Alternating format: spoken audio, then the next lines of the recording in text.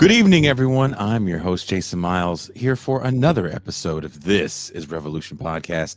If you're new to the channel, welcome. So glad to have you here. If you like what we're doing, please hit like and subscribe. It is a passive gesture that goes a long way. If you're a returning listener, subscriber, or one of our very valued patrons, what? So glad to have you back. A quick reminder that this is listener-funded programming here on TIR, and we appreciate your viewership and support. For without y'all, we couldn't do this.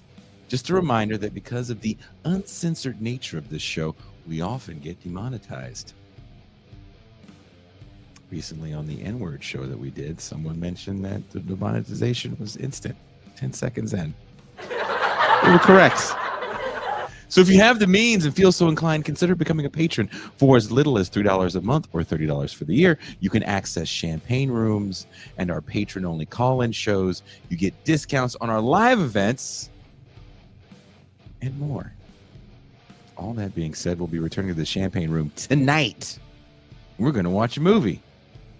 Crazy-ass movie. So if you want to join us, there's only one way. Become a patron.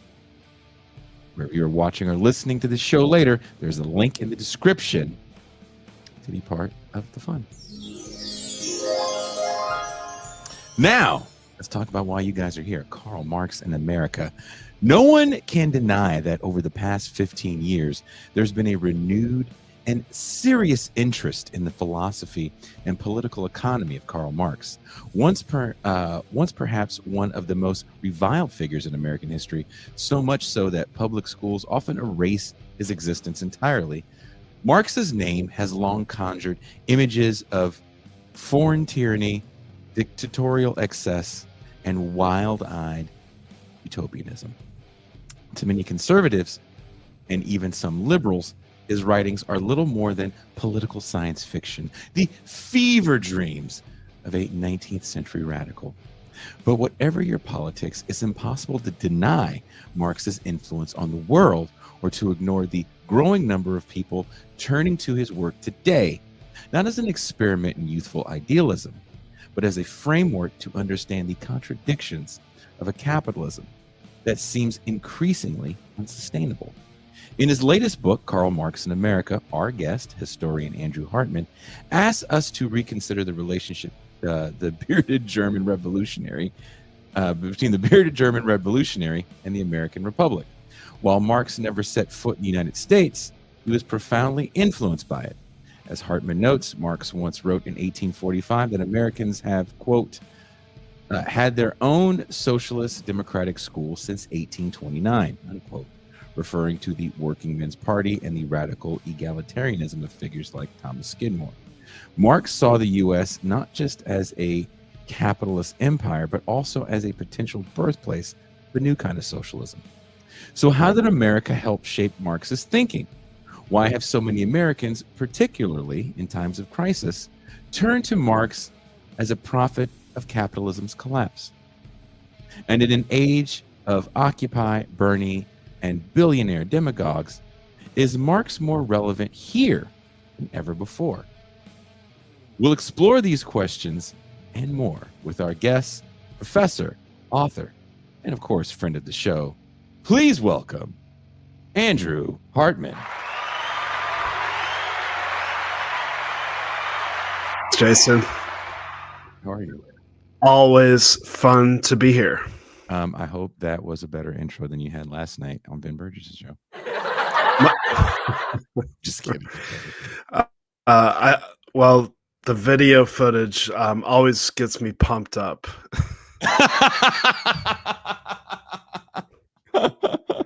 I'm seriously ready to rumble. That's a good. Gene Bajlan put that together, and it's a good video compilation mixed with a great song by me. It is a good song. So let's talk a little bit about, so you open your book up talking about, it's kind of a linear story. So, quote, labor in a white skin cannot emancipate itself where it is branded in a black skin. You open chapter 1 with that striking quote from Marx. Why did he see American slavery as such a defining contradiction of capitalist democracy? And how central was slavery to his understanding of capitalism's global system? I think very central. So Marx spent a lot of time throughout his life and career thinking about the United States, discussing American politics and economy with his many 48er comrades. Those were the German revolutionaries who, um, from 1848, who fled Germany, fled Prussia, many of whom ended up in the United States and got embroiled in the politics of the United States, oftentimes anti-slavery politics. Kept up correspondence with them, paid close attention to the United States throughout the 1850s, as he was the chief European correspondent for the New York Tribune, which was the most read newspaper in the world during the 1850s. He was very familiar with American politics, and one of the reasons he paid such close attention to it and had since he really started becoming a communist philosopher during the 1840s is because he believed that the US was probably the most capitalist nation in the world, so it merited his attention. And he also believed that there were some exciting prospects in the United States, the potential for socialism, but he recognized from the get-go, and especially before and during the Civil War, that so long as a big chunk of the United States was controlled by slave owners, so long as a big chunk of the United States had a labor regime that was slavery, it would be extremely difficult, probably impossible, for the working class to organize in any fashion for power, especially for socialist power. So he was anti-slavery on moral terms, but probably even more so believed that so long as slavery existed, that it would be extremely difficult to organize for working class power. So when the Civil War came around, he was extremely enthusiastic for it. A big time cheerleader of the United States, or the Union, wanted the United States to crush the secessionist, treasonous Southern Confederacy. Yeah. Um, and at the same time, Russia had abolished serfdom. So he just thought that all of this was portend good things for the working class, for the potential of a socialist working class movement. Um, but first, Lincoln and the Union had to make the war about the abolition of slavery. So he wrote a lot about how the war would only be won once Lincoln shifted gears, and instead of making it about sort of saving the Constitution or the Union or whatever, it had to make it a revolutionary war for the abolition of slavery. People often say Marx gets the race question wrong. Um, I've even seen a video from probably a little less than a year ago where Adolf Reed, and I believe it was Barbara Fields and Walter Ben Michaels were on a panel somewhere in the East Coast, and someone said something along the lines of, "Well, you guys are Marxists," and Karl Marx didn't understand racism because he lived in this all-white world. I think you kind of lay out how that argument is so wrong in the first chapter, where you pretty much explicitly talk about how Marx viewed slavery as not a relic of feudalism, but as central to capitalist accumulation. Why do people still miss that 200 plus years later?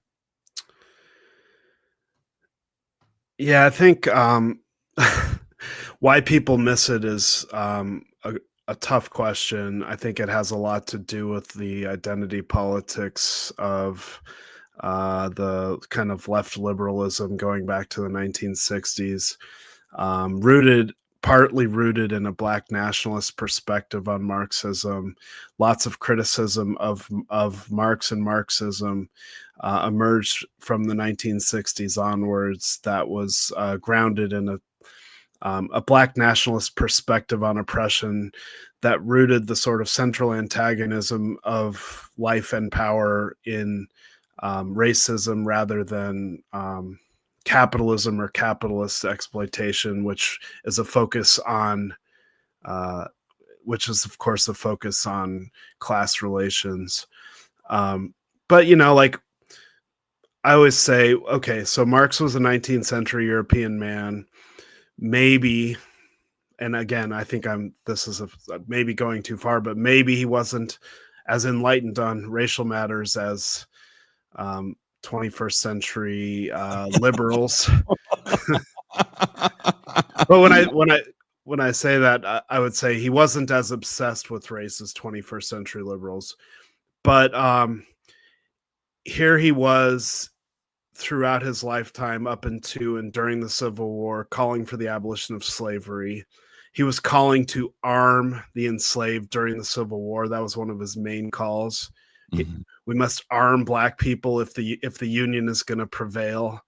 He was, during Reconstruction, arguing explicitly for Black rule in the South. He was arguing explicitly that we had to give all Black people the right to vote, and that the United States Army had to enforce that right. And he was also arguing for the massive redistribution of land in the South to the former enslaved during Reconstruction. Not exactly the perspective of somebody of a white supremacist, specifically in the 19th century, but I would say his views on race, from my perspective, in relation to political economy, are much more advanced than 21st century liberals. Tell me how you really feel. Yeah. Marx was deeply influenced by thinkers like Thomas Skidmore and the Working Men's Party, who connected universal suffrage to redistributive politics. You note that Marx wrote admiringly of their efforts, saying Americans have had their own socialist democratic school since 29. That's something I mentioned in the intro. Did Marx actually believe socialism could emerge from American democracy? Marx in his lifetime went back and forth on this question. Early on, he had read a number of these travelogues, which were written by Europeans about American democracy. And most of the Europeans who wrote about American democracy, like Tocqueville, did so in horror because they were aristocrats to some degree. And they worried extensively that, we have to prevent universal suffrage in Europe, because in the United States, where it had been granted at least to white men by the 1830s, they seemed to be on the verge, through the formation of these working men's parties, they seemed to be on the verge of abolishing private property or redistributing wealth through the vote, through the franchise. Mm-hmm. And whereas people like Tocqueville wrote in horror about such prospects, Marx read that sort of gleefully and thought, maybe this is like the key. Maybe socialism will come to a place like the United States because the working class can vote. Obviously, various developments across his lifetime disabused him of the notion that was going to be like a straight. And at various times, he was highly critical of American democracy, calling it bourgeois democracy, or rather easily co-opted or controlled by the capitalist class, and that you couldn't really truly have democracy unless the working class had control over their lives, over their labor. So he went back and forth constantly in terms of what he thought about the United States, but he certainly thought that because capitalism had advanced so quickly in the United States during his lifetime, because the United States didn't really have these sort of vestiges of feudalism in the same way that they did in Europe, and that everybody seemed to be in what he called the bourgeois shit, that because of the way he thought about how capitalism created its own grave diggers. I think he at various times was optimistic about the United States, and that was especially true with the Civil War. The 1850s, politically and personally, were pretty depressing for Marx. After the failure of the 1848 revolutions, he suffered a number of personal 1850s, including the death of 3 of his children at a young age, died to things like tuberculosis or various diseases that poor people in industrialized cities were dying from in the 19th century. And the Civil War gave him optimism. He truly believed that this was like the coming of a new era, and that it would bring the onset potentially of working class power and socialism. And in fact, shortly after the Civil War, working class movements in the US and Great Britain achieved shorter working days. And this helped shape his interpretation of the working day in one of his most famous books, the first volume of Capital, which was published in 1867, just 2 years after the end of the Civil War. You write that Marx saw slavery and westward expansion as both enabling and undermining the potential for socialism in America. Was this part of what you describe as the Marx America dialectic? Quote, American democracy was one big contradiction. Precisely, right? So much later in the 1890s, the famous U.S. historian from the University of Wisconsin, Frederick Jackson Turner, gave his famous speech paper at the Chicago Exposition World's Fair in 1893 about it's known as the Frontier Thesis, in which he argued that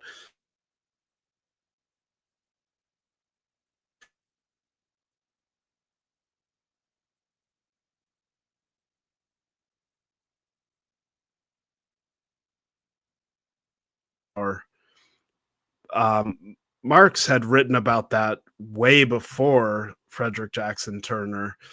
And in fact, when he would correspond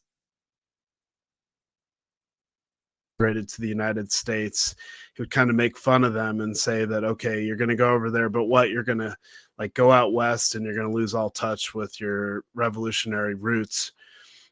Because the move westward for so many people in the United States was definitely sort of an anti-revolutionary move, because it became much more of a personal, individualized struggle. Mm-hmm.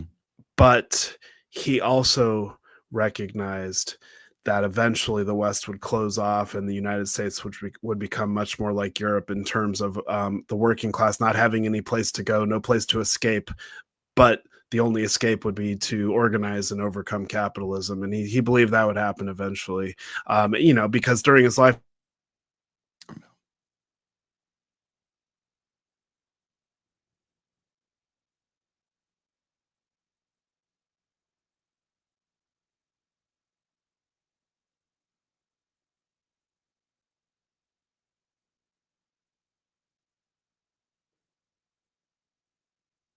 Andrew, can you hear me?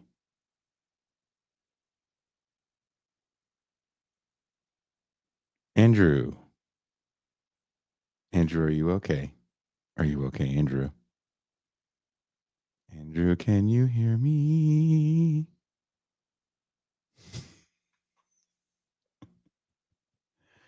Andrew, it looks like you are paused, and you're paused in the middle of saying something, so you kind of look stoned. Damn it! We lost him. Let's see. I think he's coming back.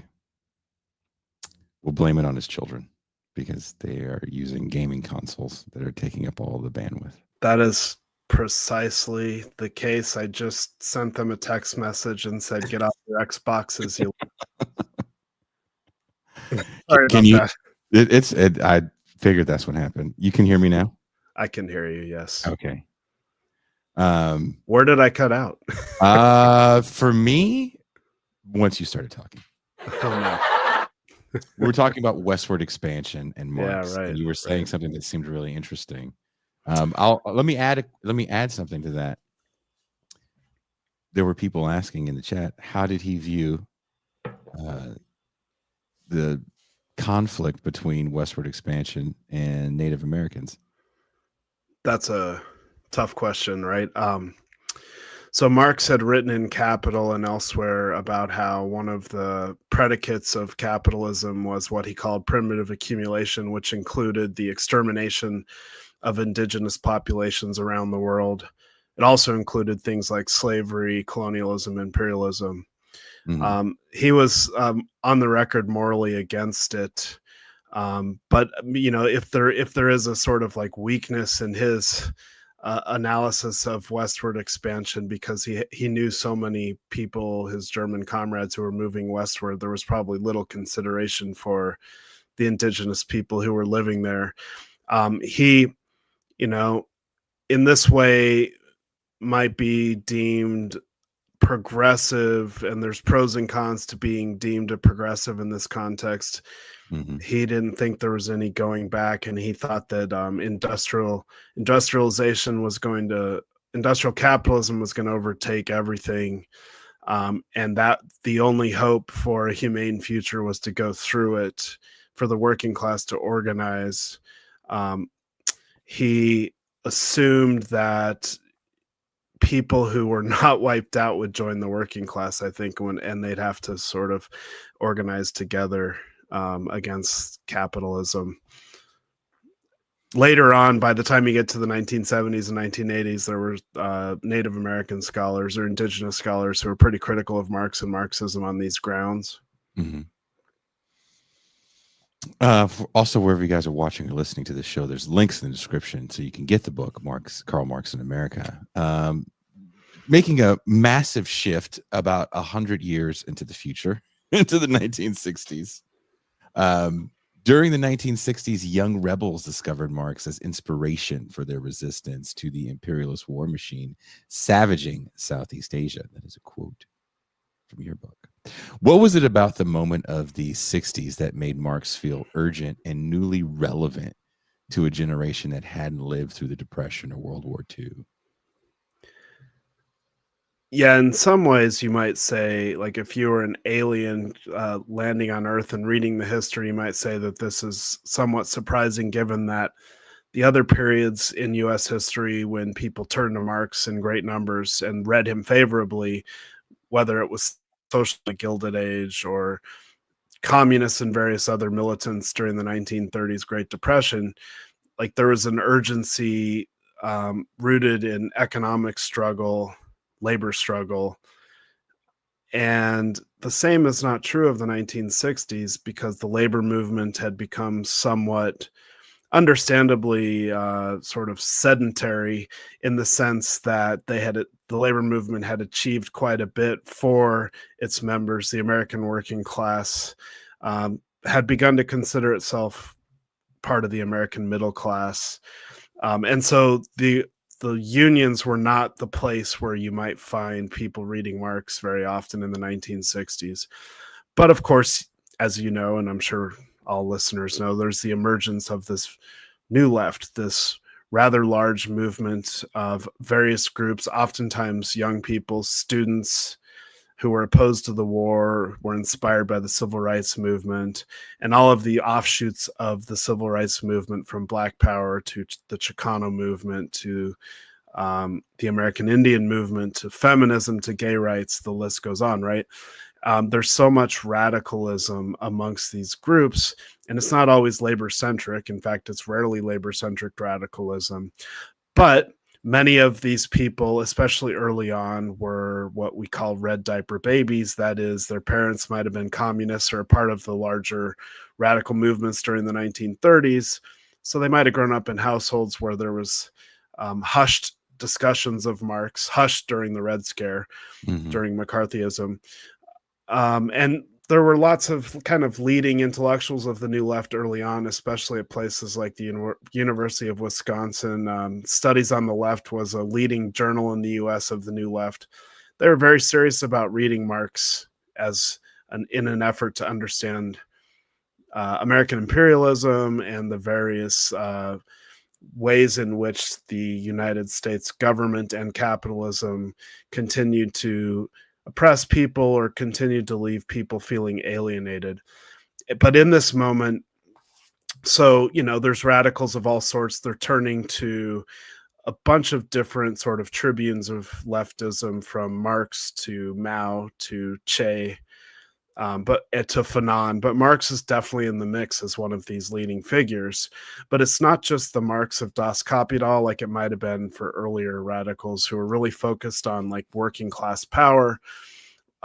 For the first time made available to English readers in the 1950s, you get Marx's early writings, especially the economic and philosophic manuscripts, which Marx wrote in 1844, which were sort of the ponderings of a young philosophical man who was trying to understand why people were so alienated from society. And I think lots of young radicals in the 1960s could sympathize or relate to that sensibility from Marx.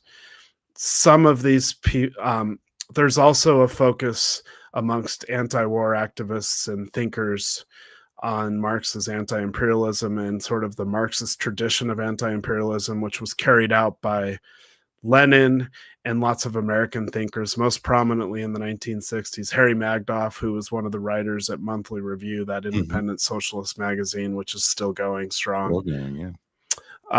So I think what you really begin to see in the 1960s is just like a massive flowering of different ways to interpret Marx, because the New Left, say what you will about it, as a whole was kind of like all over the map, disorganized, a variety of issues informed its various components.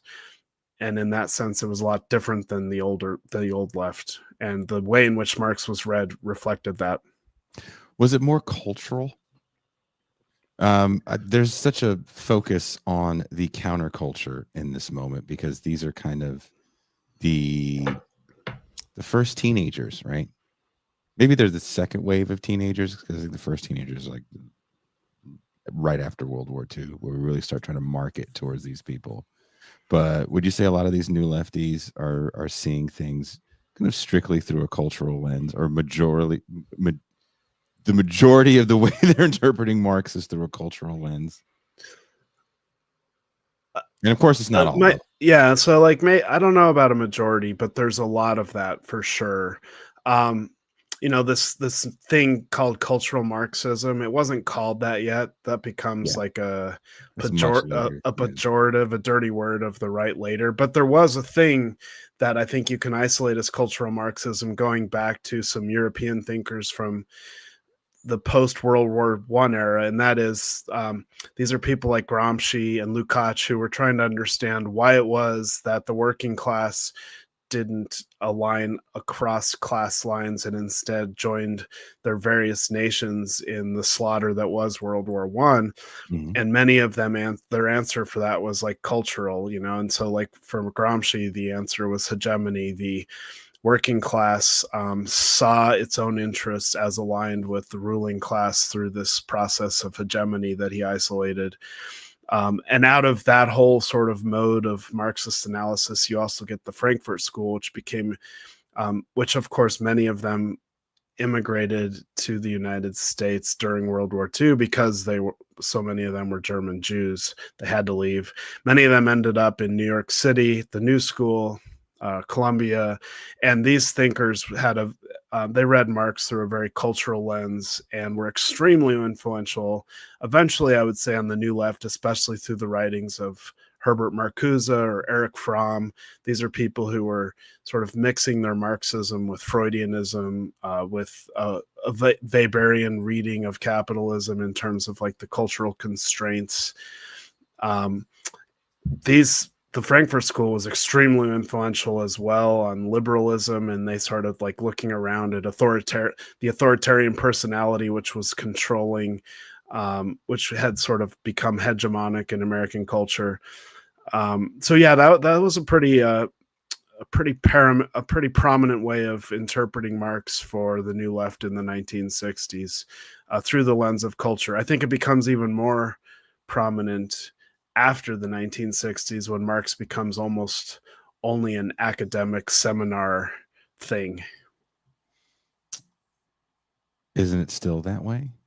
I mean, do we want to be honest, or do we want to pretend that it's not? Well, so, as I make the case pretty extensively in chapter 8, during the sort of rise of the neoliberal era, Reaganism, there's not a lot of room for a political Marxism in American life, intellectual or political life. But Marx remains alive in the seminar rooms as a sort of, as an academic discourse in the humanities and some social sciences. Throughout the 80s, throughout the 90s, even into the 2000s, at various points when you might have expected Marx to really take off and become Another part of the American political discourse, as it had been earlier, like say during the anti-globalization movement, beginning with the anti-WTO protests in Seattle, or maybe when the United States decided to invade Iraq for what many anti-war protesters and critics said was for oil, you might have thought, what a great time for us to return to Marx, to understand capitalism and its exploitative nature as a global system. But there wasn't much of that, and so Marx kind of remained in the seminar halls. It was really after Occupy Wall Street and after the emergence of what we now sometimes pejoratively refer to as millennial socialism, that you see coming about with the growth of DSA and the Bernie Sanders campaign and the various journals and podcasts that start to emerge that seem loosely Marxist. It's there that I think you start to see Marx come out of the seminar rooms and emerge in the general culture, not in a sort of systematic or organized way that we saw happen, say, with the early 1900s Socialist Party or with the 1930s Communist Party movement, or even maybe with the 1960s New Left. But there does seem to be a lot of people forming Marx reading groups, talking about Marx, and writing books about Marx that are not strictly academic. I'm hoping mine is included among those. And who published it? University of Chicago Press. I'm giving you shit. I know you are, but it's great. I love it. So here's an interesting little tidbit about the University of Chicago Press. So it's a nonprofit because it's an academic press, publishes lots and lots of books that I guess build up knowledge that hardly anyone reads, but are important, I think, to the general notion that we have an academic culture. But the authors, the books that fund the press to be able to publish all this great work, or necessary work, I think you might say, Hayek, Friedman, mm-hmm. Strauss, mm-hmm. and of course the Chicago Manual of Style. All the winners. Yeah. No, it actually is a really easy read. I was actually kind of shocked at how quick I was kind of flying through it, because it wasn't. There are academic writers who I'd rather not read. Yes, I'm same. It's as somebody who reads a lot of academic writers, right? I wade through all of them, or not all of them, but many of them. But I always appreciate those who take the time and care to make the read go down more smoothly. You make a key distinction in the book between different varieties of Marx in American history. Where does the New Left fall in that typology? Were they primarily drawing from the humanist liberator Marx? So, yes, but also lots of different ways. So, my argument is that there have been across U.S. history sort of three brackets of reading Marx. There's the very labor-centric Marx, which really focuses on capital and Marx's theory of the labor theory of value.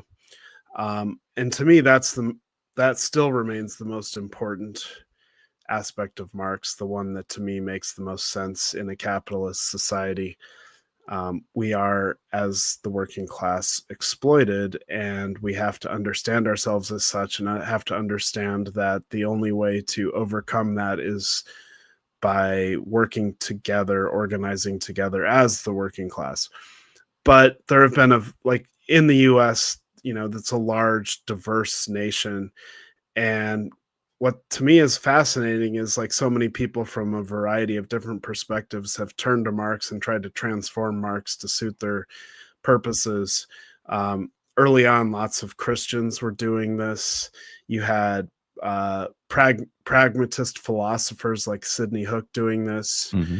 You had, and then in the 60s, this really takes off when you start to get countercultural types, you start to get anti-imperialist types, you start to get Black nationalist readings of Marx, which then gets pretty wild by the time we get to Cedric Robinson's Black Marxism. You start at feminist readings of Marx, indigenous readings of Marx, kind of like the list goes on.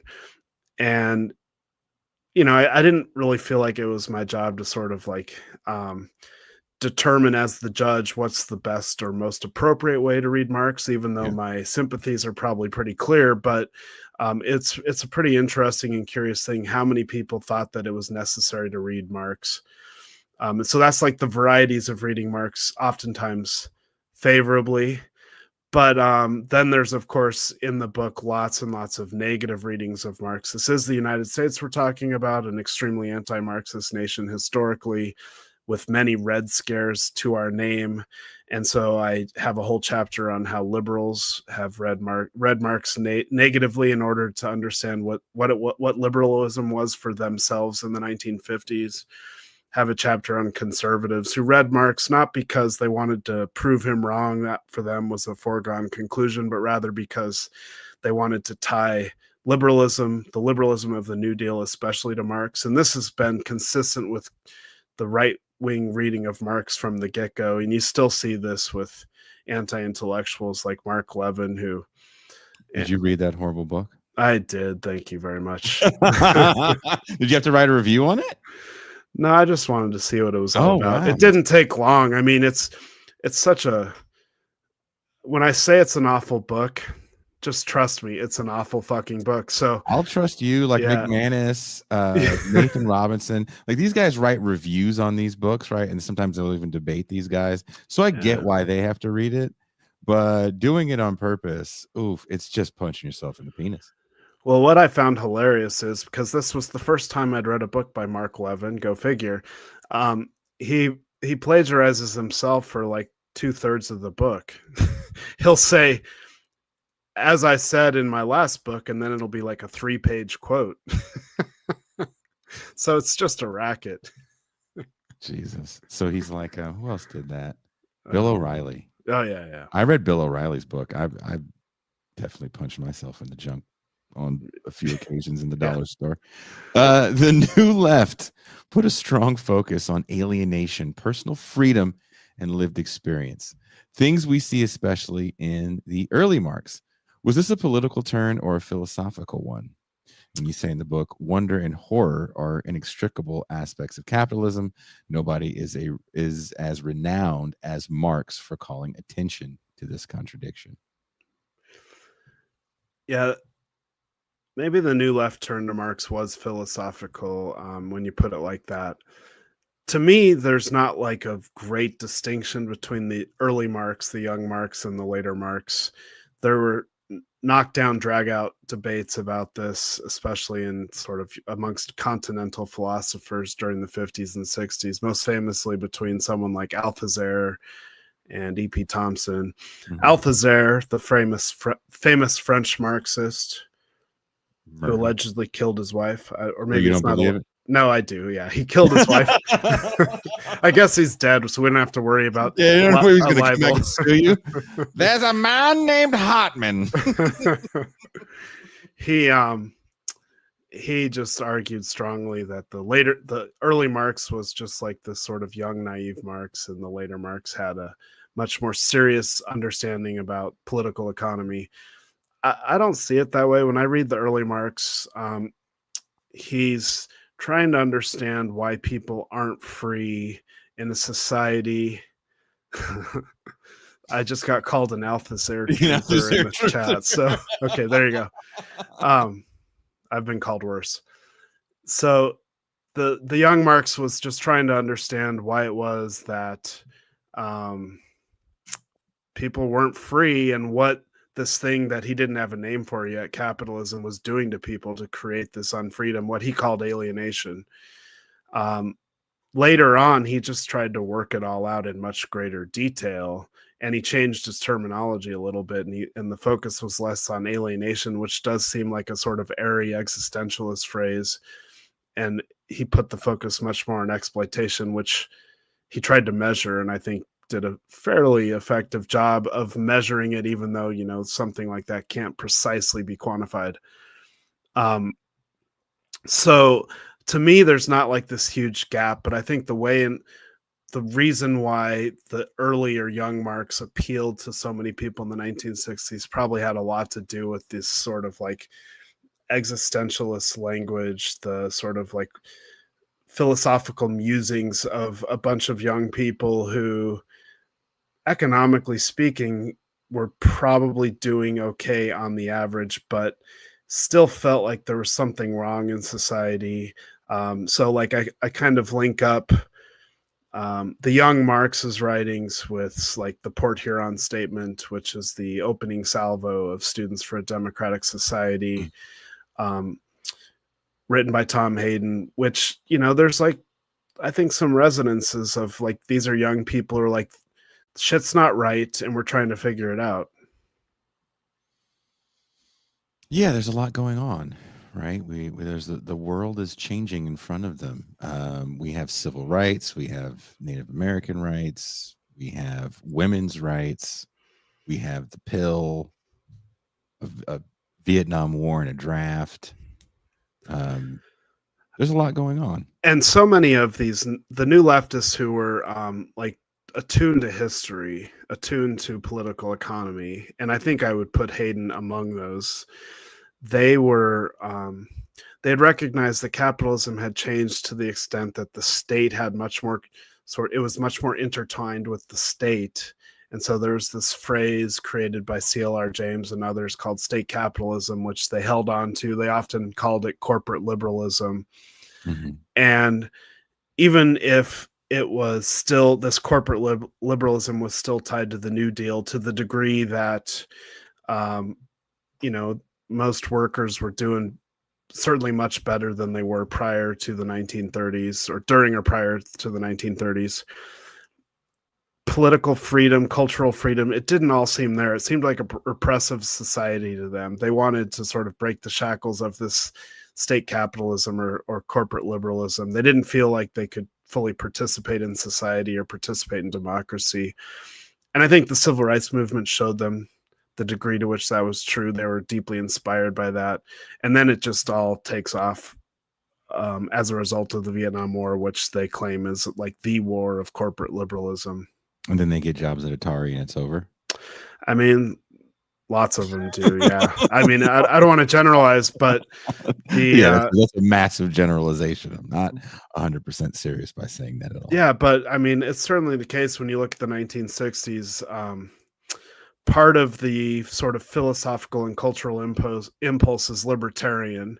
I think it had some leftist sensibilities in the 1960s, but the libertarianism that wins out, it has a much more conservative framework. The degree to which the new left was responsible for that, I think, is something historians are still trying to work out. But libertarianism is certainly the sort of thing that wins the 1960s and all of its manifestations. I think it's still winning today. Sadly, I don't say that with joy. I'm working on this essay about selling out. There was this thing that we grew up with, and while I think you got me by a few years, we're still in the generation called X, where selling out we're probably the last. And again, I don't say this with any sort of like pride. The last generation that used that terminology and really meant it, because now selling out is a given. It's like the letters at the end of the final round of Wheel of Fortune. That is the goal, and you can brand yourself as something else while you're selling out. You might say that. So, I mean, Gen X is probably it's considered politically a very conservative generation. So I think we did sell out as a generation, but I also think that we were conscious of doing so because we were raised by pre-neoliberal parents. Yeah. But we're the first generation to really come of age during the heyday or the early parts of neoliberalism. It's kind of like, you know, the working class movements of the late 19th century. Many of the people involved in those movements had come from farm life, rural life, feudal life, and they weren't very happy about living as industrialized workers. And they recognized that there were superior modes of living, like there was an alternative. To some degree, when like people of our generation said we're selling out, we recognize that you don't have to, but many of us still did. Yeah, There was an alternative. Now it's like, no, people would like chafe at the idea that you don't have to sell out. Like that's all we do every day. yeah. Everybody says, and this, look, I have nothing against this person that wrote this comment, but it's one I've heard forever. Have you seen how high our rent is? How do you pay without selling out? Like that's kind of one of those things that those 90s and 2000s movies talked about. It's not like I lived in a California where rent was affordable. I've always had an expensive cost of living where I'm from. I bet this is like central to the Marx Renaissance right now, and it's a notion of Marx's conception of freedom, which was largely lost during the Cold War because there's so much of a focus on Marx in relation to organized communism in the Soviet Union, which of course many Americans did not associate with freedom. And even people in the Communist Party would rarely say what they were trying to achieve was freedom at that time. But I think a growing number of people finally are recognizing that whatever this is, it's not freedom. And why are we not free? And Marx had some really good answers for that, because if you have to sell your labor to survive, another way for saying selling out, if you have to sell your labor to survive, then are you really free? That's like, you watch a movie like Office Space. That's the whole point of that movie, right? Not so much selling your labor, because I don't think Mike Judge really thinks about it from that perspective. It's more of, because freedom was like doing some kind of like grunt construction. Yeah, it was like outside, construction work. It was like freedom. It was like the tyranny of the office needs to be over. Yeah. Not American Pie or American. What is the American movie with Kevin Spacey and the roses? Oh, American Beauty. American Beauty is another one of those movies that kind of this 90s 2000s nihilism, all those quote unquote grunge movies that come out in the early 90s, they really are about this concept, this notion, right, of not selling out and doing something that fulfills you. At some point we just said that what fulfills us is art projects, right? Whatever jewelry you make on Etsy has to be commodified, or fight clubs. Or fight. That's another good point. Yeah, Fight Club is another one of those movies, right? Yeah. It's like, I mean, this type of thought is deeply rooted in capitalism. Like you go back to American social thought in the 1950s, and some of the best-selling social scientific books, these really popular books written by journalists and academics, are all about how the office or the corporation is stealing our souls and creating these sort of like mindless cogs. That was the thing. And I don't know if that exists anymore. I don't know if you could make that movie, but I am baffled by the fact The Office is still relevant, being that it's been off the air longer than it was on the air. Do you think that show, which I don't think speaks to that realism, maybe it does early on, but it just becomes a character study of a bunch of people in an office? Yeah, I don't watch The Office and think nihilism. No, I don't know. I mean, it's funny. Other than that, I'm not exactly sure the sort of like ongoing appeal, but yeah, my kids love it. Really? Oh yeah. Really? They've, I have a 16-year-old and 14-year-old son, and they've both watched the whole thing several times. Someone says The Office is still relevant because Michael Scott tries to make work fun and work sucks. I don't think he wants to make work fun. I think he believes work is fun. Like that character. Yeah. I don't know. I don't want to. But that's what makes him so absurd. Like everyone else, for the most part in the show, is not there to have fun.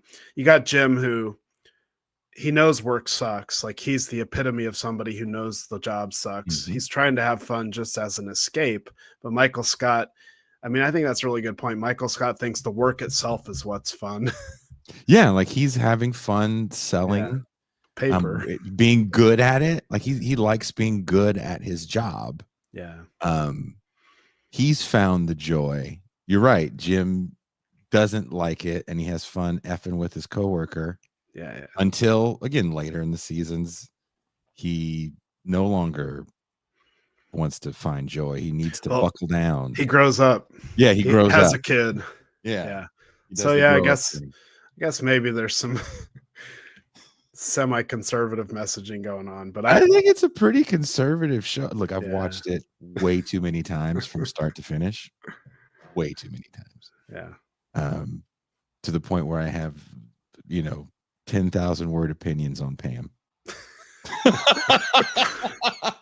Why she is the central villain and why the real love story in that show is Dwight and Angela. Are these on the internet somewhere for people to read? No, they're you have to know me in real life. Okay. And we have to, just like my 3,500 word thing I wrote that I can't find on the internet anymore about my reviews on the post Black Album era Metallica records. So sometimes I have things to say. Someone says, how does Severance fit into all this? I haven't seen that show. I'm sure you have. No. I plan on it. I know what it's about, but I can't really speak to it. I haven't watched it yet. I do plan on watching that show because I think it's a new take on work. I mean, I think the premise is you're severed, your life outside of work is severed from your life in work, and you don't know the two sides exist, which is one way to go through work. People are saying Severance is great. Again, I've never seen it. Yeah. So there's something, I don't know if I'm going to keep doing this, but I do want to do this with you because we're both Denver Bronco fans. And I'm happy that we're not going into a season with quarterback questions, with receiver questions, with defense questions, with coaching questions.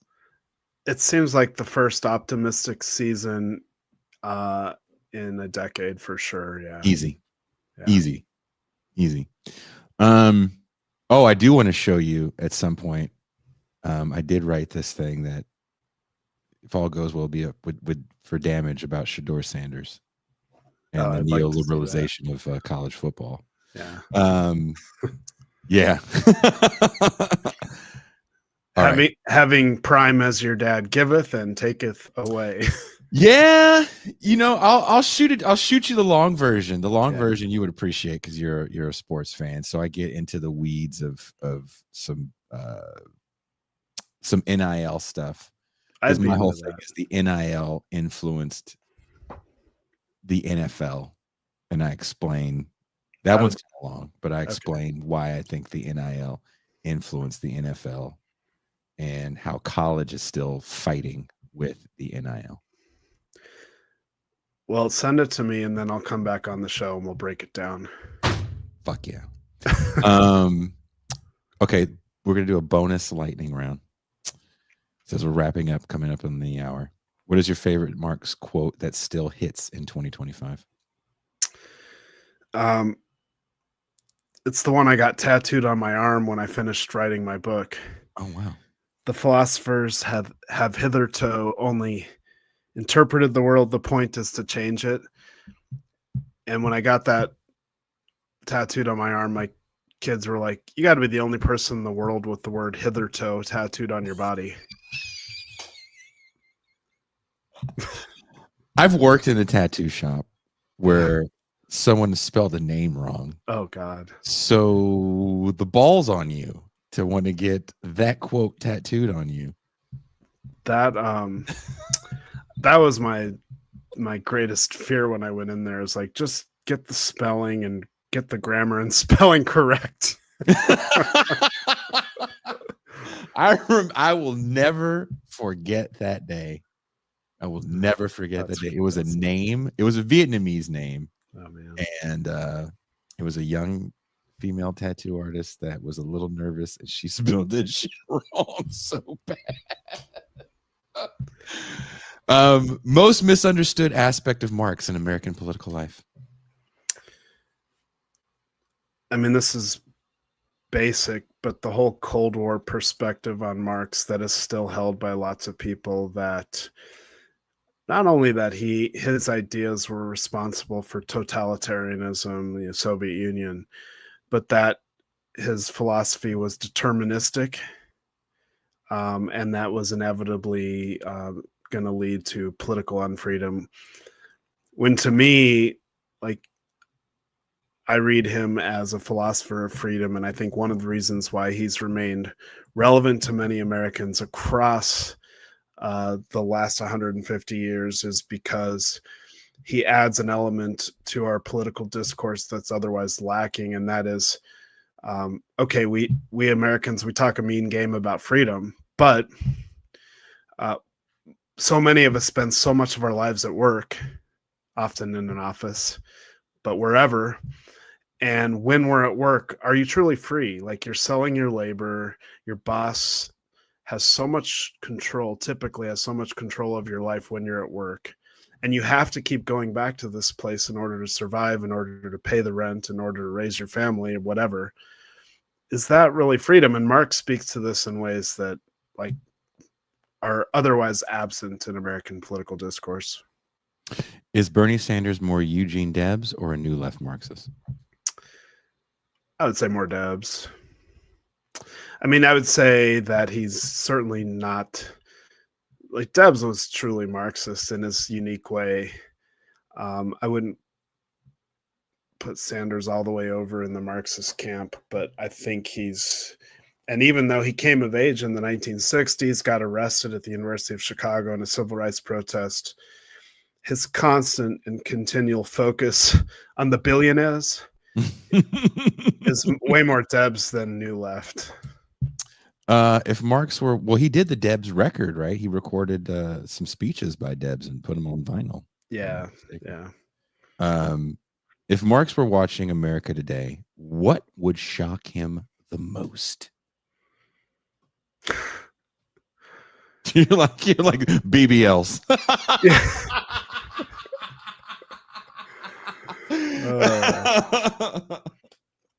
That's a tough one. I don't, like, when I think about the big things, I don't know if anything would shock him. I don't know. I feel like showing him like the Kardashian show. Well, so there's plenty of kind of like our cultural extreme that would shock any person from the 19th century.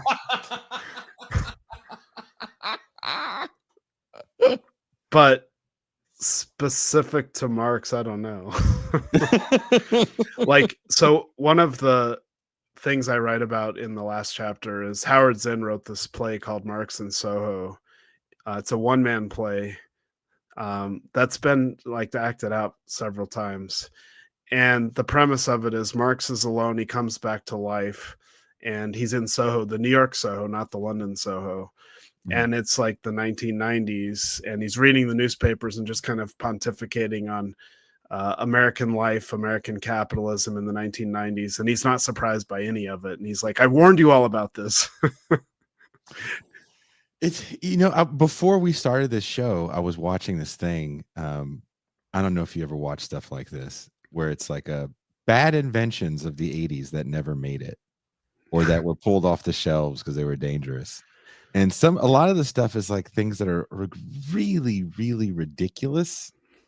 Because the 80s was this time, it was like, we have this thing called credit. Who doesn't need an entire tanning bed solution thing in their house that, was larger than most couches or cars? And it'd be like all night shopping TV, which, stereotypically bored housewives or people strung out on coke would call in and buy this shit. Yeah, on credit. When I was going through my divorce, I found myself watching QVC, and I bought a set of those swords. This most divorced man purchase in the history of divorced man purchases. Do you still have them?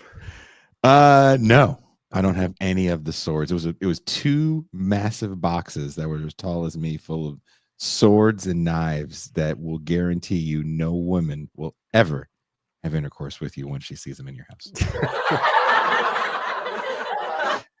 Well, some enterprising capitalists figured out what can we sell to sad divorced dad. If Temu could get that algorithm right, there'd be so many divorced dudes right now LARPing in the park with their swords. Why'd you leave, Karen? Why'd you leave? Well, again, wherever you guys are watching or listening to this show, there's links in the description to Andrew Hartman's latest book, Karl Marx in America. Is there anything you'd like to say in closing, Andrew? No, this is always fun. Definitely like top-notch podcast you got there, Jason, even for a podcast whore like myself. I just want to say, and originally this was scheduled for April. Something came up and it was rescheduled. And Ben and I were in Tijuana hanging out the other day, and your name came up, and he goes, "Yeah, I got Andrew Hartman on my show a day before you." I was like that fucking whore. But I knew the conversations would be very different, and I trusted my instincts, and that definitely happened. This was a very different conversation. You know, you also talked to Derek Varn. Yeah. We're all in the same group of people and have the same conversations. And Ben and I was actually like talking to him about how I wanted to approach the conversation with you when we're sitting there. So, well, it is true. When I was talking to Ben last night, he was just kind of going like chapter through chapter, very systematic in a very Ben way. Mm-hmm. And he got to the 60s, like, I'm not going to ask you much because Jason's going to dwell on this tomorrow night. See, that's what you do when you're professional. These are the conversations you have, with your other friends, and we're like, we can attack this from a bunch of different angles. I saw a little bit of your show with Derek Varn, very different from what Ben and I talked to you about. So, no, dude, this is all chess for us. It's not checkers. Remember that. It's also a 600-page book that covers 170 years of history, so there's plenty to chew on in various 1-hour podcast interviews. You wrote a door stopper. You're like, this is my lifelong dream to write this book. I have to Naomi Klein the shit out of it. Go big or go home. Right? Yeah. I was like, damn, you wrote a door stopper. Fuck. Well, your first book is not short. So you read my second book, the Culture Wars book? Oh, that's your second book? What's your first book? Yeah. It's called Education in the Cold War. It's a history of how Americans thought about education during the Cold War and how the Cold War really shifted it in some not so good ways. No, you didn't come on here to talk about that. It wasn't good enough. Well, I wrote it a while ago. That was my PhD dissertation. I go back and reference your Culture War book all the time for things that I'm writing. Thank you. So you're an important person in my growth. So I appreciate you and the work that you do. Right back at you there, Jason. Well, have a very good night. Yeah, and let the kids play the Xbox. Hopefully they're in bed, and hopefully I'm going to go turn on the Nuggets winning. Oh, shit. Yeah, go watch the game. Have a very good night. Thank you, Andrew. Okay. That is Professor Andrew Hartman. Wherever you are watching or listening to the show, there's links in the description to get his book. Get the book. It really does read quite easy, and I was kind of flying through it. It's rather shocked. Let's go to the champagne room. There's a movie I was watching the other night. It is kind of ridiculous. And it's kind of a Death Wish knockoff. So there's a bunch of Death Wish knockoffs after Death Wish came out. It's kind of its own genre of film. I think it still exists today. And since we watched Insane Things in the champagne room last Tuesday, after the Dudes in the Cheap Seats show, I was like, you know what? Let's watch this as long as we can. And I have the raw file. So even if they try to pull the show down, you can still put it up for the patrons.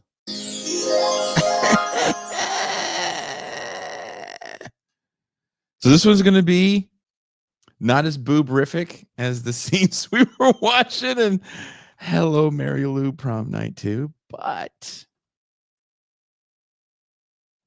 it's definitely adult entertainment as well. So if you want to join us in this, become a patron. Wherever you're watching, there's links in the description. Patreon.com/Bitter Lake Presents. Gets you all the goodies.